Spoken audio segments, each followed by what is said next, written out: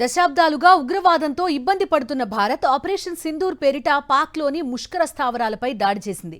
ఇది పాకిస్తాన్పై పోరు కాదు, ఉగ్రవాదంపై పోరు. పాకిస్తాన్ ఆర్మీతో యుద్ధం కాదు, ఉగ్రవాదులతో సమరం. క్రిస్టల్ క్లియర్గా భారత్ చేసిన ఈ ప్రకటన వెనుక ఎంతో రక్త చరిత్ర ఉంది.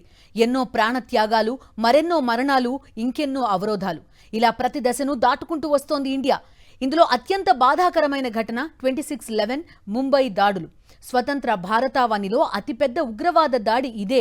ఇన్నేళ్లైనా ఆ భయంకర దృశ్యాన్ని ప్రపంచం మర్చిపోలేదు, ఏటా గుర్తు చేసుకుంటూనే ఉంది. ఇంతకీ 2008 నవంబర్ 26న ఏం జరిగింది? దానికి ఆపరేషన్ సింధూర్తో భారత్ ప్రతీకారం తీర్చుకుందా?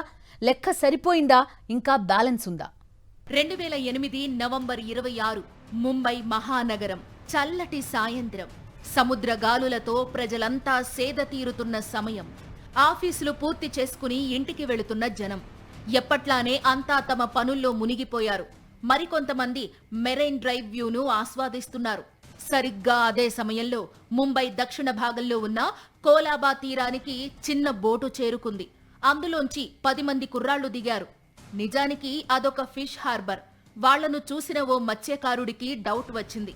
ఎవరు మీరు అని ప్రశ్నించారు. తామంతా స్టూడెంట్స్ అని చెప్పుకున్నారు. పెద్ద పెద్ద బ్యాగులతో అక్కడి నుంచి కదిలారు.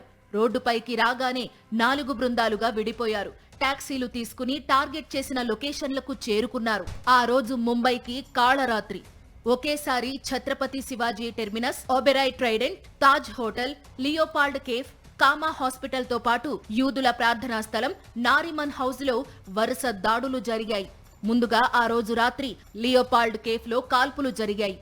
AK-47 తుపాకులతో కేఫ్లోకి ప్రవేశించిన 2 ఉగ్రవాదులు విచక్షణారహితంగా దాడులు జరిపారు. ప్రజలపై బుల్లెట్ల వర్షం కురిపించారు. ఈ కాల్పుల్లో 10 మంది అక్కడికక్కడే మరణించారు.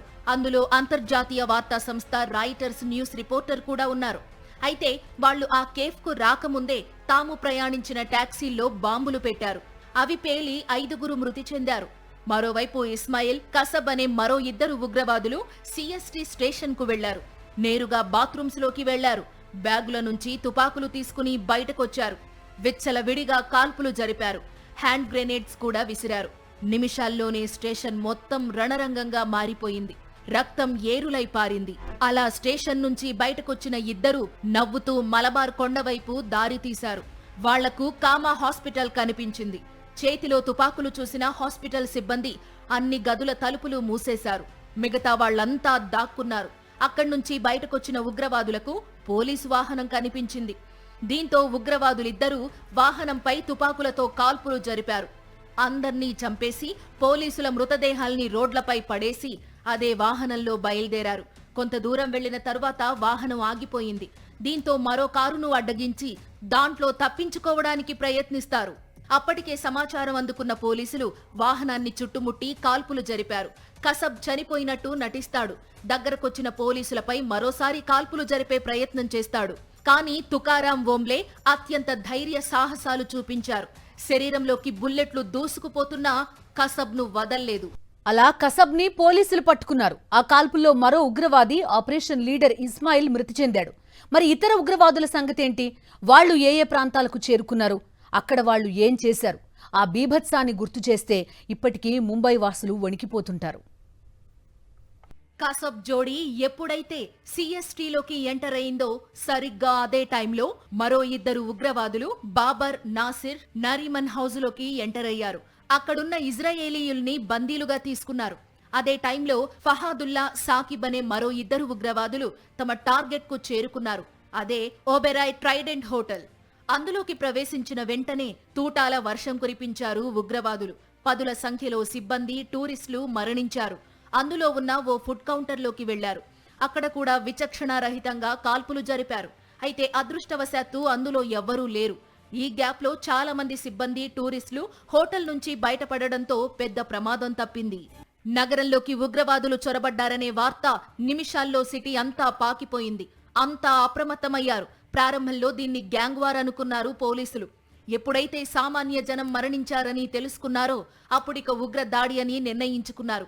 CSTలో జరిగిన దాడితో పోలీసులకు పూర్తి క్లారిటీ వచ్చేసింది. అయితే అప్పటికే జరగాల్సిన నష్టం జరిగిపోయింది. ఇప్పటి వరకు చెప్పుకున్న ప్రాంతాలతో పాటు metro cinema hall, times of India భవనం వెనుక సందులో సెయింట్ జేవియర్స్ కాలేజీలపై కూడా దాడులు జరిగినట్టు పోలీసులకు సమాచారం రావడంతో నగరంలో హై అలర్ట్ ప్రకటించారు. అయితే ఇవన్నీ ఒకెత్తు, తాజ్ హోటల్ దాడి మరో ఎత్తు. ఉగ్రవాదులు తాజ్ హోటల్లోకి ప్రవేశించారనే వార్త కార్చిచ్చులా నగరమంతా వ్యాపించింది.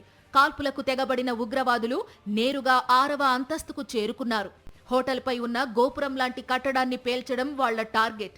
అర్ధరాత్రి 1 గంటకు తాజ్ హోటల్లో బాంబు పేలింది. ఇప్పటికీ మీడియాలో ఎక్కువగా కనిపించే దృశ్యాలు, ఫోటోలు ఇవే. అలా హోటల్ను తమ ఆధీనంలోకి తీసుకున్న ఉగ్రమూక ఎవరైనా ప్రముఖ వ్యక్తి దొరికితే అతన్ని బందీగా తీసుకుని ప్రభుత్వాన్ని బ్లాక్మెయిల్ చేయాలని అనుకున్నారు. వాళ్లకు Vysya bank chairman K R Ramamurthy కనిపించారు. ఆయన్ను బందీగా తీసుకున్నారు. ఇంతలో హోటల్లో కింది భాగం నుంచి కాల్పులు వినిపించాయి. వాళ్లు కూడా ఉగ్రవాదులే. లియోపోల్డ్ కేఫ్లో మారణ హోమం సృష్టించిన 2 ఉగ్రవాదులు ప్లాన్ ప్రకారం తాజ్కు చేరుకున్నారు. మరుసటి రోజు మధ్యాహ్నానికి క్లియర్ పిక్చర్ వచ్చింది. తాజ్ హోటల్లో 4, 2 నారిమన్ హౌజ్లో, మరో 2 ఒబెరాయ్ ట్రైడెంట్లో ఉన్నారు. మిగిలిన 2లో ఒకరు మృతి చెందగా కసబ్ పోలీసులకు చిక్కాడు. ఆ తర్వాత భారత సైన్యం చేపట్టిన ఆపరేషన్లో ఉగ్రవాదులంతా హతమయ్యారు. సుదీర్ఘంగా 50 గంటల పాటు సాగిన ఈ ఆపరేషన్లో 9 మంది ఉగ్రవాదుల్ని సైన్యం మట్టుబెట్టింది. ఈ దారుణ మారణ హోమంలో 170 మందికి పైగా మృతి చెందగా 300 మందికి పైగా గాయపడ్డారు. 18 మంది భద్రతా సిబ్బందిని దేశం కోల్పోయింది.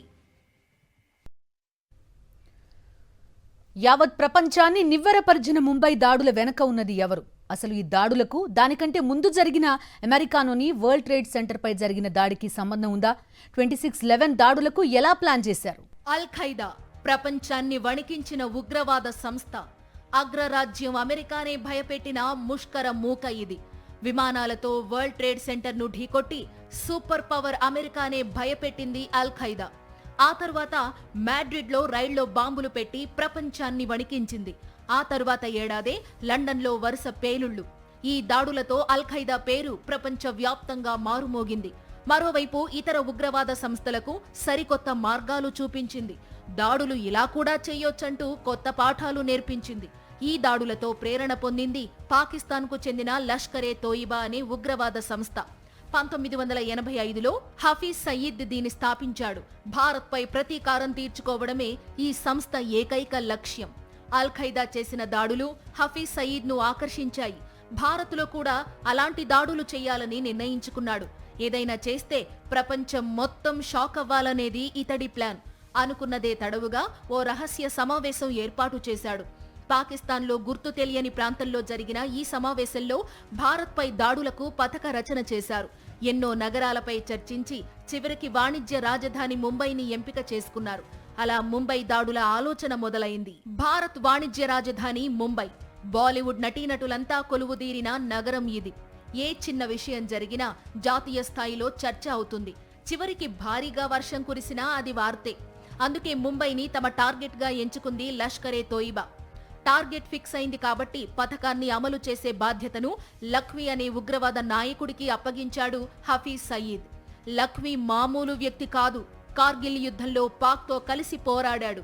ఆత్మాహుతి దళాలకు శిక్షణనిచ్చాడు. బ్రెయిన్ వాష్ చేయడంలో ఇతడు అందరికంటే బెస్ట్. 10 మంది ఉగ్రవాదుల్ని ఎంపిక చేశాడు లఖ్వీ. వాళ్లకు 3 ఇన్సెంటివ్ కోచింగ్ ఇప్పించాడు. పడవ నడపడం, తుపాకీ పేల్చడం, 3rd డిగ్రీ టార్చర్ను భరించడం, బాంబులు విసరడం, ఆకలితో 2 రోజులు ఉండడం లాంటి వాటిలో శిక్షణ తీసుకున్నారు. ఓవైపు వీళ్లు శిక్షణ తీసుకుంటున్న టైంలో మరోవైపు లఖ్వీ ఆదేశాలతో మరో 2 రెక్కీ ప్రారంభించారు. వాళ్లే తహవ్వూర్ రాణా, డేవిడ్ హెడ్లీ. రాణా అన్ని ఏర్పాట్లు చేయగా వ్యాపారవేత్త ముసుగులో ఇండియాలో అడుగుపెట్టాడు హెడ్లీ. స్వతహాగా అమెరికన్ కావడం, వ్యాపారం కోసం వచ్చానని చెప్పడంతో రెడ్ కార్పెట్ పరిచింది భారత్. అలా ముంబైలో ఏ ప్రాంతాల్లో దాడులు చేస్తే బాగుంటుందనే సర్వ సమాచారాన్ని సేకరించాడు హెడ్లీ. లెక్కలేనన్ని ఫోటోలు, వీడియోలు తీశాడు. హోటల్ తాజ్కు సంబంధించి ఇతడు తీసినన్ని ఫోటోలు, వీడియోలు దేశంలో ఎవ్వరూ తీయలేదు. అలా ముంబైలో లొకేషన్లు కూడా ఫిక్స్ అయిపోయాయి. నవంబర్ 21, 2008 10 మంది ఉగ్రవాదులు కరాచీ నుంచి ఓ పడవలో ముంబైకి బయలుదేరారు. 38 గంటలు ప్రయాణించారు. ఎక్కడా వీళ్లను భారత నౌకాదళం గుర్తించలేకపోయింది. భారత సముద్ర జలాల్లోకి ప్రవేశించిన వెంటనే కుబేర్ అనే పడవను హైజాక్ చేశారు. మత్స్యకారుల్ని చంపి పడవను ముంబై వైపు తీసుకెళ్లారు.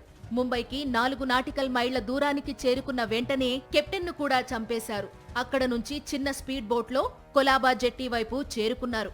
అలా ముంబై గడ్డపై అడుగుపెట్టిన ముష్కరులు సాగించిన మారణ హోమం గురించి అందరికీ తెలిసిందే.